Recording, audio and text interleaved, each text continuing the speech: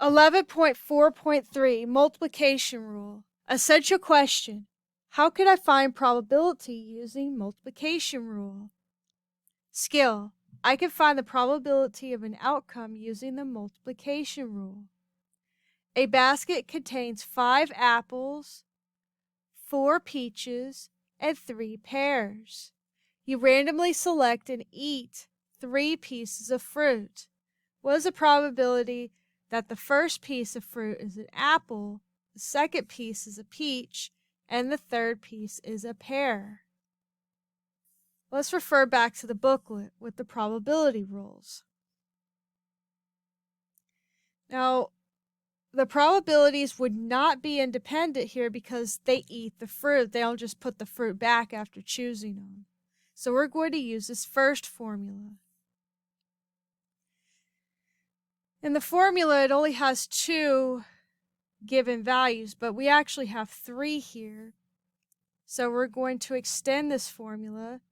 The P of A intersecting B and intersecting C.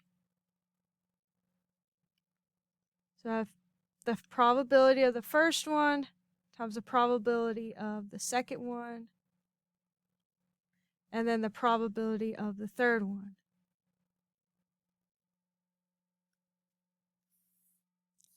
All that means is that we're going to find the probability of the apple first. It's going to be 5 out of the total fruit. So 5 out of 12. So that's for apples. And then the second one was a peach. But they already ate an apple, so there's only going to be 11 fruits altogether. There's 4 peaches out of the 11 remaining fruit. And then the third one, the pear, well, they ate the apple and they ate the peach already. And so now there's 10 fruit left. There's 3 pears out of those 10 fruits. To get the probability, we're going to multiply those 3 numbers together. We just multiply that out on a calculator.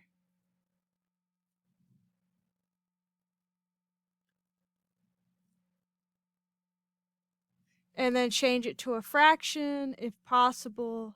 That's 1 over 22.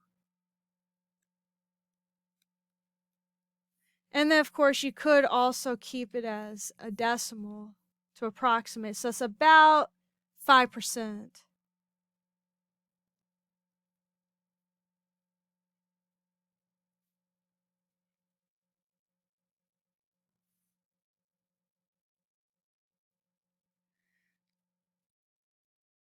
A spinner has an equal chance of landing on each of its 4 numbered regions.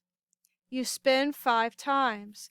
What is the probability that the first spin lands on region 1 and the remaining spins land on region 3? So we have our spinner here.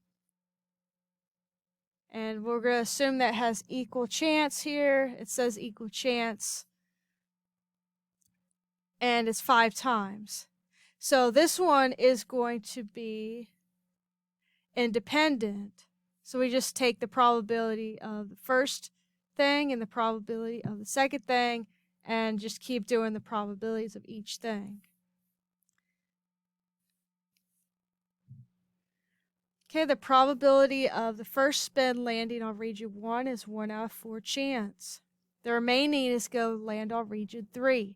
That's still 1 out of 4 chance for each of those.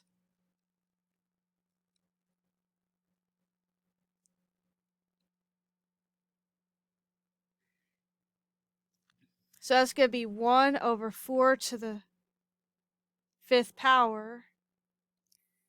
And if we put that in the calculator,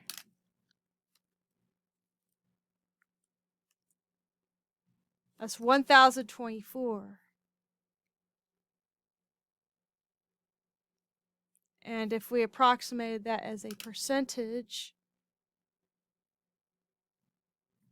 we would get about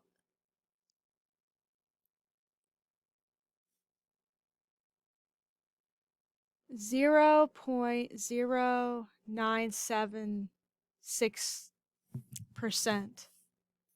We round that to 0.1%.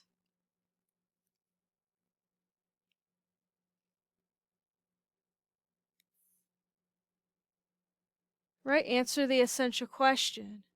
What's the difference between independent and dependent? And then try the examples below.